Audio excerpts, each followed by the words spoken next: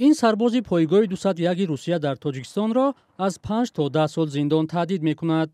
او را ماه مارت سال 2022 از پایگاه نظامی روسیه در تاجیکستان همراه با دیگر هم‌یراق‌هایش به جنگ اوکراین می‌برند که طی 3 ماه شرکت در جنگ جراحت مغزی سر می‌بردارد. میگوید بعد تبابت نتوانست سر وقت به پایگاه 201 روسیه در تاجیکستان برگردد. حالا نسبتش برای به سبب‌های عذرناک و با تأخیر حاضر شدن به مکان خدمت حربی پرونده جنایی باز شده است. Считаю полностью несправедливым, потому что это не моя вина, это این را کاملا به انصافی می‌حسابم، زیرا این گناه من نیست.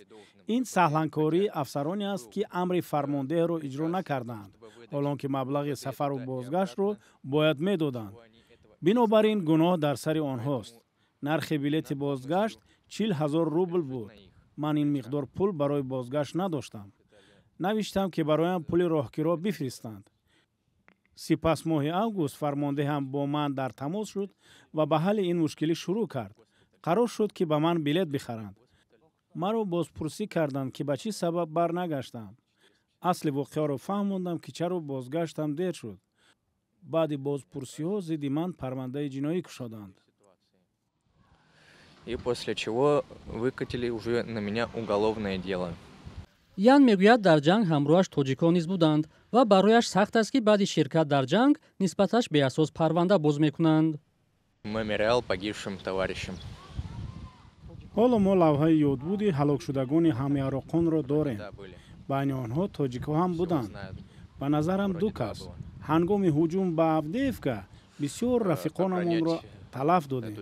пас аз он 20 июн соати 4 ҳамлаи густардаи нерӯҳои мусаллаҳи Украина ба мо оғоз шуд. мо талафоти ҷонӣ бисёр дидем ва маҷбур шудем ки ба ҷангал ақибнишинӣ кунем.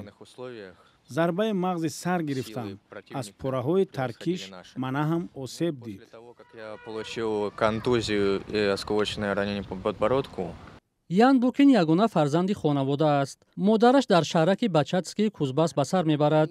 мехоҳад парвандаи писараш одилона тафтиш шавад. Он заключил контракт на 2 года, но ба муддати 2 сол шартнома баста буд, вале баъди чанд моҳ ба ӯ нусхаи тақаллубиро доданд ки шартнома моҳлати 3 сол дорад.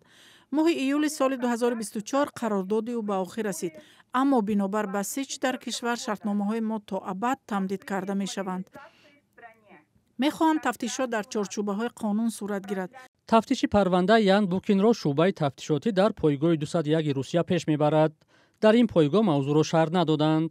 далер қурбонов вакили мудофаи ӯ дар суҳбат ба радиои озодӣ гуфт, аз додситону муфаттиш дархост намудааст ки парванда нисбати ян букин қатъ карда шавад, зеро дар амалаш таркиби ҷиноят вуҷуд надорад.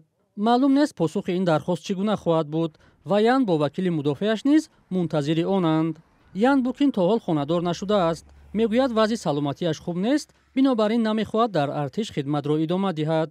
русия охири моҳи феврали соли 2022 бедалел ба Украина ҳамла кард. хабарҳо аз ҷалби сарбозони пойгоҳи 201 русия дар ин ҷанг қаблан низ расонӣ шуда буд. дар ин ҷанг даҳҳо ҳазор украинӣ кушта ва миллионҳо нафар фирорӣ шуданд. даҳҳо ҳазор низомии русия низ дар ин ҷанг кушта шуданд. русия давоми тақрибан 3 сол ба он чизе ки мехост дар Украина даст ёбад муваффақ нашуд.